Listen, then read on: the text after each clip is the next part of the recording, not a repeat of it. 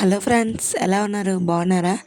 So కొత్తిమీర tomato పచ్చడి, అది కూడా నిల్వ ఉండే ఈ పచ్చడినైతే అస్సలు మిస్ అవ్వకండి గైస్. సో ఇదైతే బయట అయితే ఒక 1 మంత్ వరకు ఉంటుంది, ఫ్రిడ్జ్లో అయితే 6 మంత్స్ పక్కా ఉంటుంది. So welcome to Anu foods. నేను మీ అనుష.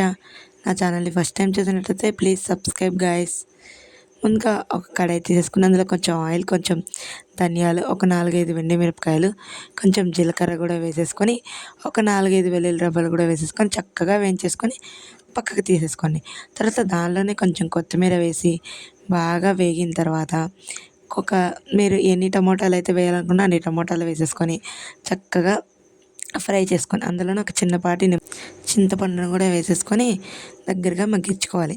సో తర్వాత ఇందాక మనం పక్కన తీసుకున్నాం కదా, అది మిక్సీ జార్లో వేసి మిక్సీ కొట్టేసుకొని తర్వాత ఈ ముద్దగా అయిన టమోటాను కూడా అందులో వేసేసుకొని చక్కగా మిక్సీ పట్టేసుకొని అందులో కొంచెం ఉప్పు, కారం కూడా వేసేసుకొని మిక్సీ చక్కగా పెట్టేసుకొని పక్కన పెట్టేసుకొని తర్వాత ఇలా ఒక కడాయి పెట్టేసుకొని పోపు కోసం కొంచెం ఆయిల్ వేసుకొని, ఆయిల్ కొంచెం ఎక్కువ వేసుకోండి, అప్పుడే నిల్వ ఉంటుందన్నమాట.